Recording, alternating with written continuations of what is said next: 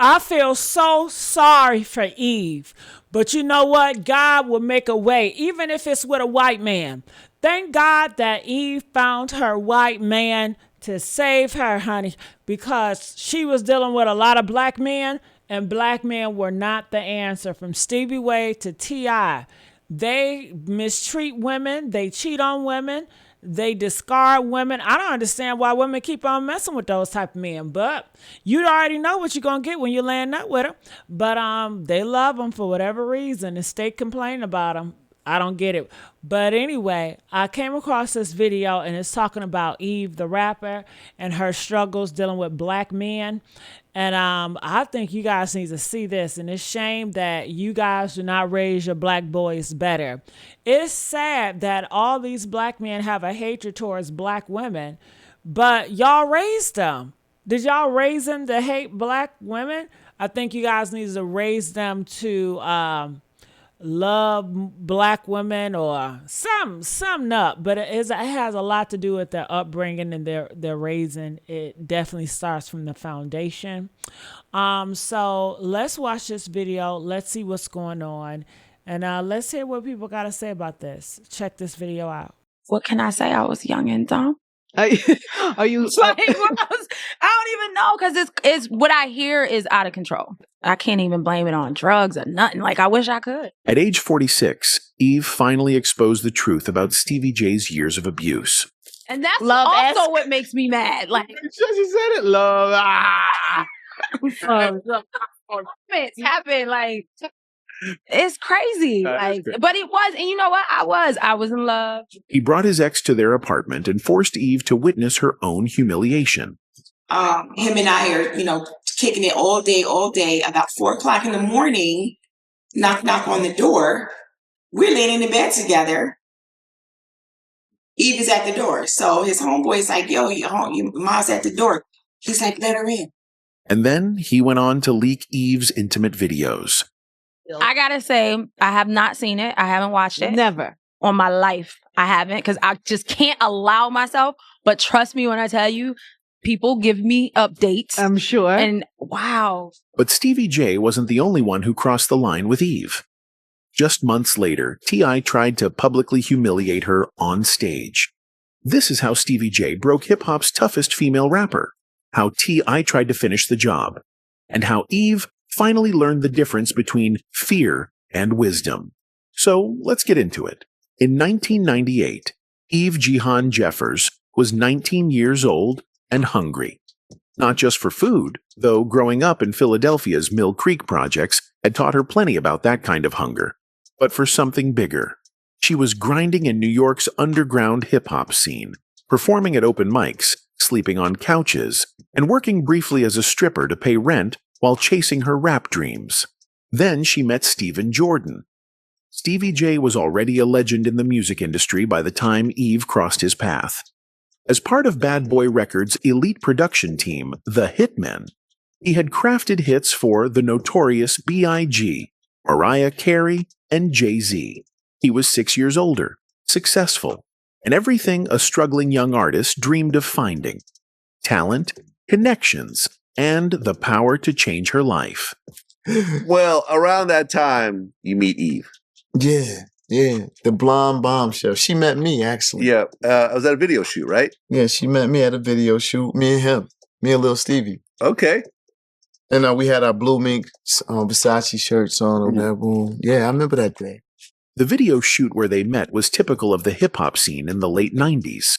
Expensive cars, beautiful women, and powerful men making it clear who ran the industry.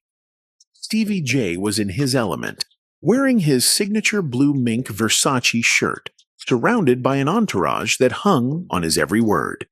Eve, still known as Eve of Destruction, was there trying to network, trying to get noticed, trying to survive in a male-dominated industry that treated female rappers as novelties rather than serious artists.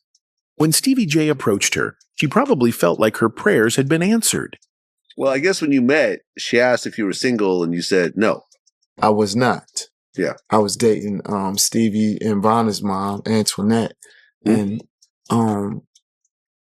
I saw her again about, I want to say 8 months later at a party. Yeah. Right. You were single at that And point. I was single at that point. Right. 8 months. 8 months of Eve wondering about the producer who had caught her attention. 8 months of building up the fantasy of what a relationship with someone that powerful could mean for her career and her life. When they finally reconnected, the chemistry was undeniable. But what Eve didn't know, couldn't have known at 19, was that Stevie J's definition of single was fluid.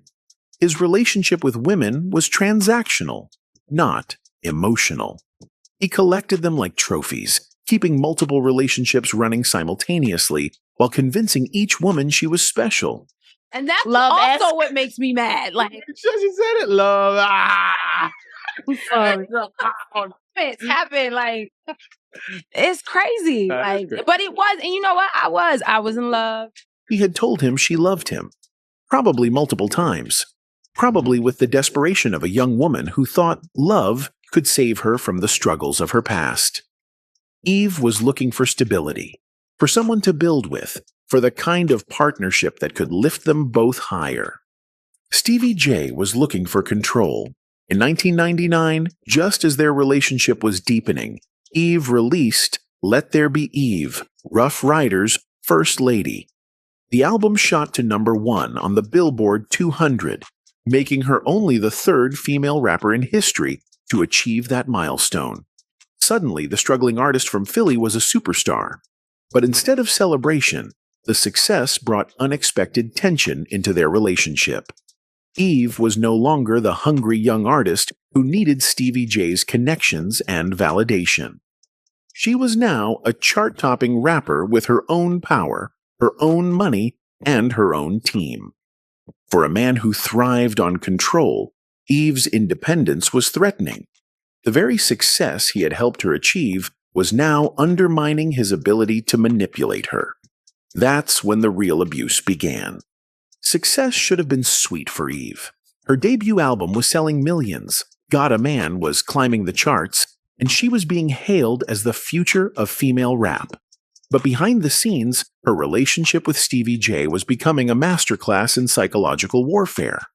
The abuse wasn't physical, at least not primarily. It was far more insidious. Stevie J understood that the most effective way to control a successful woman was to systematically destroy her sense of self-worth while making her believe he was the only person who truly understood her. Years later, Stevie J would make claims about having to teach Eve basic hygiene, as if a grown woman who had survived the streets of Philadelphia and built a successful career somehow didn't understand how to take care of herself. This wasn't about cleanliness. It was about establishing a narrative where Eve was dirty, uncultured, and lucky to have him. The message was clear. Without him, she was nothing. The cheating was constant and deliberate. Stevie J didn't just step out on Eve. He flaunted his infidelity, often bringing other women around their shared spaces and making sure Eve knew about his affairs. This wasn't about sexual gratification. It was about power and degradation. Him and Eve had gotten into it. I don't know about what. He calls me and asked me to come to New York. Flew me down to New York. Flew and had me at his apartment, which I didn't know Eve was actually living there at the time. The apartment incident with Mimi was particularly cruel. Stevie J had flown his ex-girlfriend Mimi to his and Eve's shared apartment while Eve was away. But this wasn't a secret affair. He made sure Eve would discover them. When Eve returned home at 4 a.m., Stevie J instructed his friend to let her in, knowing exactly what she would find. Him and I are, kicking it all day. About 4 o'clock in the morning, knock on the door. We're laying in the bed together. Eve is at the door. So his homeboy is like, yo, your mom's at the door. He's like, let her in. Let her in. 2 words that revealed everything about Stevie J's mindset. He wanted Eve to see them together. He wanted her to feel the humiliation, the betrayal, the powerlessness. He wanted to break her spirit by making her witness her own replacement. She comes in, comes down the hallway, baby, I'm like, this nigga's bugging. Long as, it doesn't get out of hand, she comes in, realizes there's a woman in the bedroom. Eve's reaction was exactly what any woman would have. She went off. But in Stevie J's twisted psychology, her anger wasn't justified pain. It was evidence of her being difficult and crazy. This is the classic abuser's tactic. Create a situation designed to provoke a reaction, then use that reaction as evidence of the victim's instability. Once she leaves, she realized, I just left him in the fucking house with this bitch. I think it took maybe 2 seconds for that to kick in. She went in, beating on the door. So his friend is like, yo, Mom, back at the door. When Eve left initially, her mind was probably racing. The humiliation of finding another woman in her bed was overwhelming, but as she walked away, the full reality hit her. She had just left her man in their apartment with his ex-girlfriend. The disrespect was so profound that she couldn't just walk away. Even Mimi, the woman who had been complicit in the humiliation, recognized that Eve's reaction was justified. But the emotional abuse went deeper than infidelity. Stevie J had a talent for making Eve feel like her success was temporary, undeserved, and entirely dependent on his continued support. Instead of being her partner and biggest supporter, Stevie J treated Eve's success as a threat to his own relevance. Every achievement she earned was met with undermining. Every moment of confidence was countered with criticism designed to keep her dependent on his validation. The drinking started as a way to cope with the emotional pain, but it quickly became another weapon in Stevie J's arsenal. He could point to her drinking as evidence that she was unstable, unprofessional, and unable to handle success without him. The sex tape scandal that would later emerge was the final violation. Whether Stevie J directly leaked the intimate footage or allowed it to happen through his negligence, the result was the same.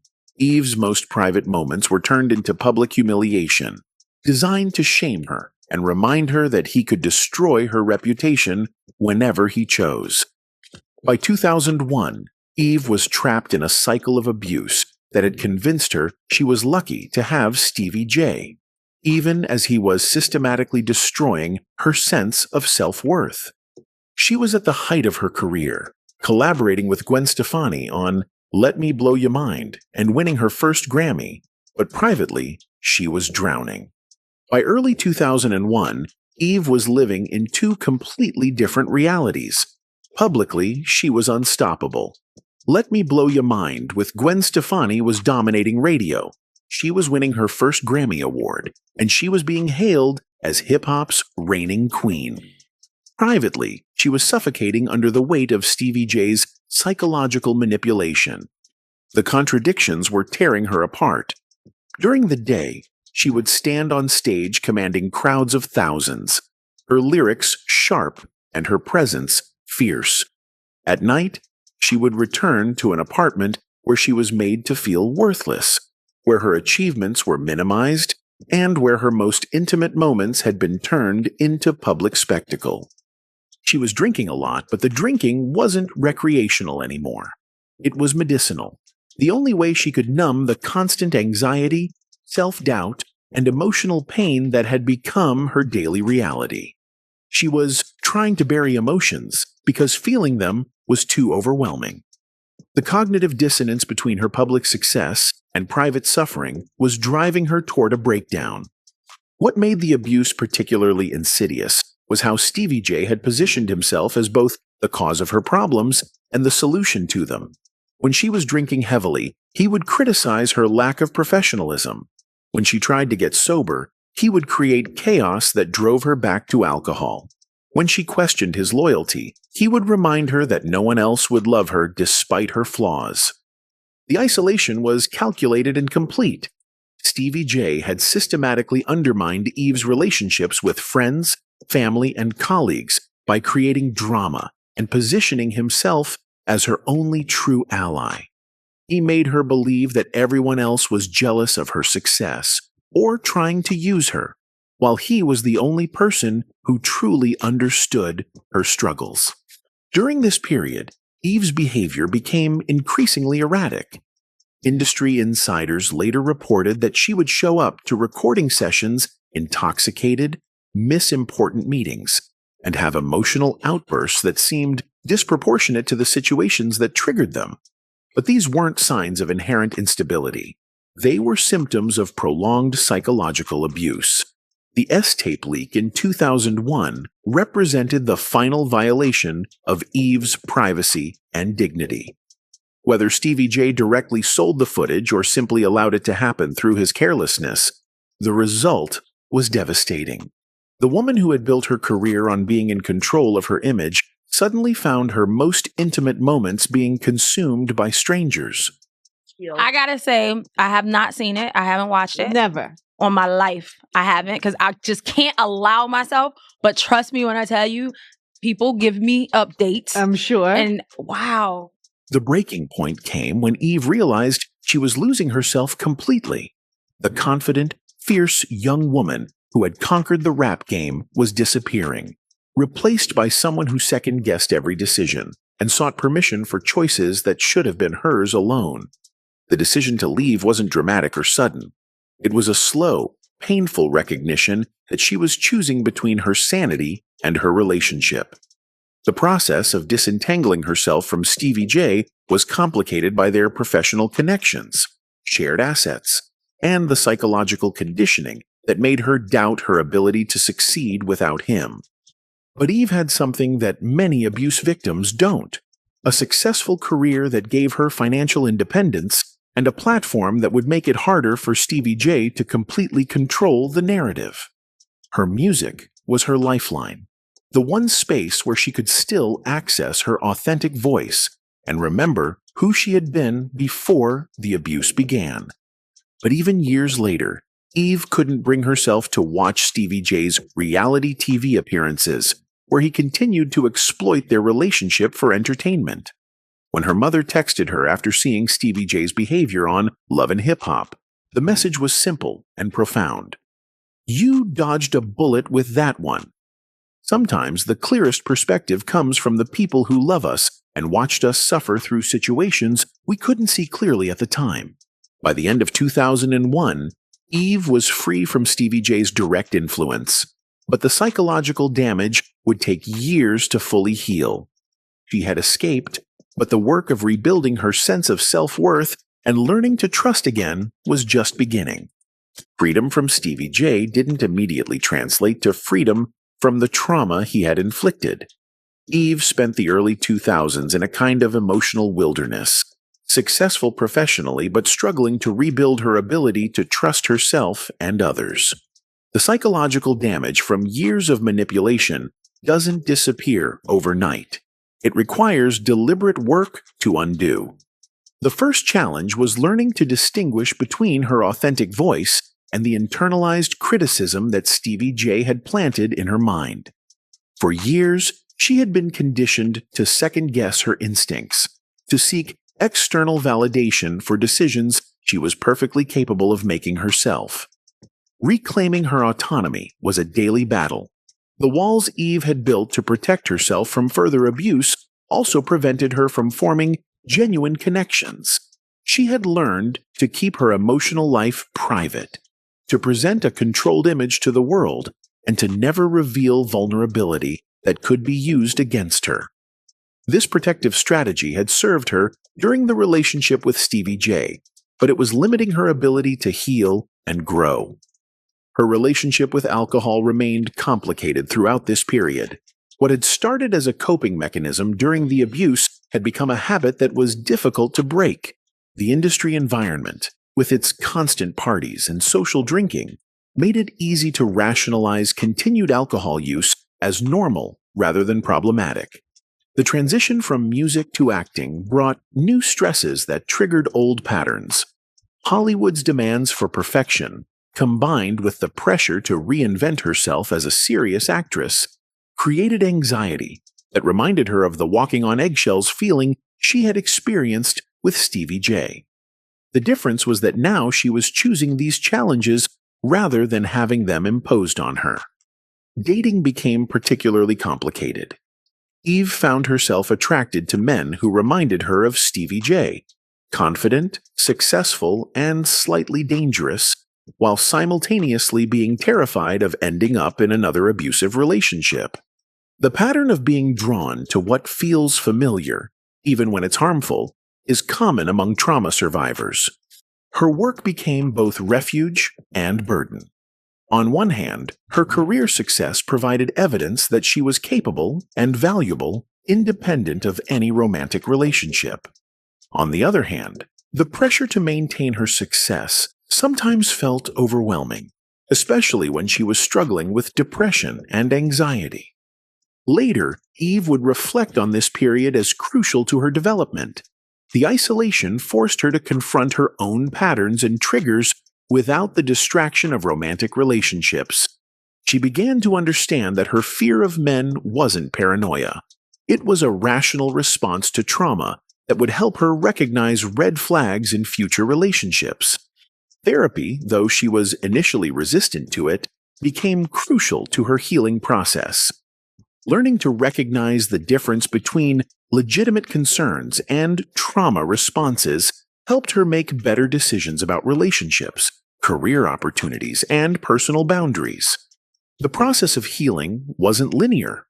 There were setbacks, moments of doubt, and periods where the old patterns felt safer than the uncertainty of growth. But gradually, Eve began to rebuild a sense of self that was based on her own values and instincts, rather than the distorted feedback she had received from Stevie J. She also began to recognize that success without happiness was ultimately meaningless. She started to prioritize her mental health and emotional well-being rather than just her professional achievements. This shift required her to slow down, say no to opportunities that felt unhealthy, and invest in relationships and activities that brought genuine fulfillment. In 2017, when Eve joined The Talk as a co-host, the role required a level of vulnerability she had never shown publicly before. Having to open up about her personal life and share her opinions on sensitive topics forced her to confront the walls she had built around herself. By the mid-2000s, Eve was beginning to emerge from the shadow of her traumatic relationship with Stevie J. She was still cautious about love and relationships, but she was no longer willing to accept treatment that diminished her worth or compromised her peace of mind. The foundation was being laid for the kind of love she had always deserved, but had never experienced. In 2010, Eve was invited to perform at the Gumball 3000 Motor Rally launch party in London. It was supposed to be just another gig, a quick performance for a wealthy crowd, collect the check, and move on. She had no idea that this random Tuesday night in London would change the entire trajectory of her life. The event was founded by Maximilian Cooper, a British entrepreneur and former race car driver who had built the Gumball 3000 into an international phenomenon that combined luxury cars, celebrity culture, and charitable giving. When Eve took the stage that night, Cooper was watching from the crowd, completely mesmerized. The attraction was immediate, but Eve was skeptical. She had learned to be wary of men who approached her with too much confidence, too many compliments, and too much apparent interest in her success. Her experience with Stevie J had taught her that predators often disguise themselves as supporters. But Maximilian was different in ways that became apparent slowly. He wasn't trying to manage her career or position himself as her savior. He had his own successful business, his own identity, and his own goals that didn't require her validation or participation. For the first time in her adult life, Eve met a man who didn't seem to need anything from her except her company.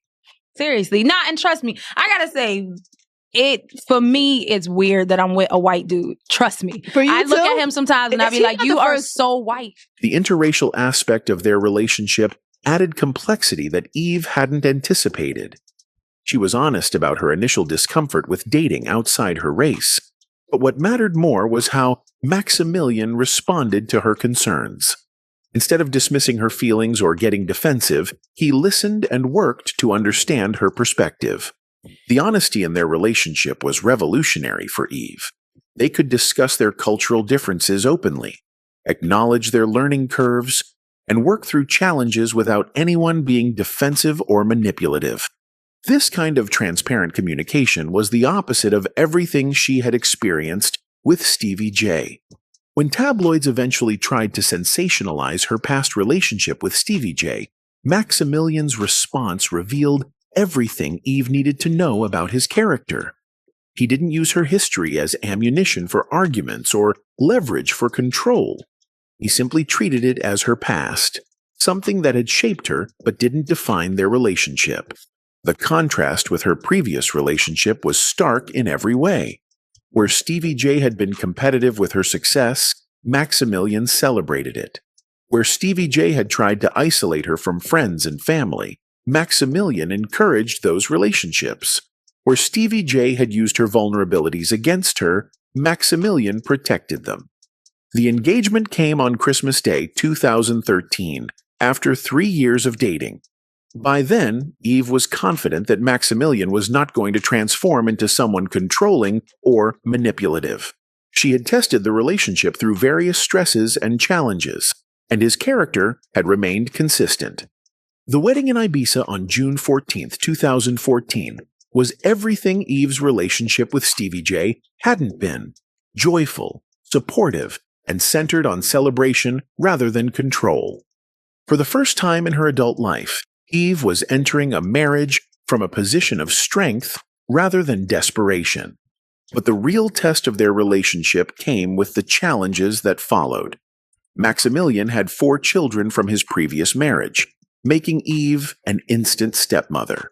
The fertility struggles that would consume several years of their marriage tested their bond in ways that success and happiness couldn't. The fertility journey brought back echoes of the old self-doubt that Stevie J had planted in her mind. But this time, instead of being alone with her fears, she had a partner who supported her through the disappointment, the medical procedures, and the emotional exhaustion without making her feel defective or burdensome.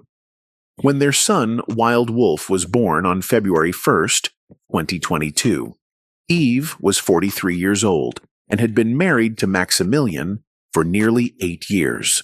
The baby represented not just the fulfillment of her dreams of motherhood, but proof that good things do come to those who refuse to settle for less than they deserve.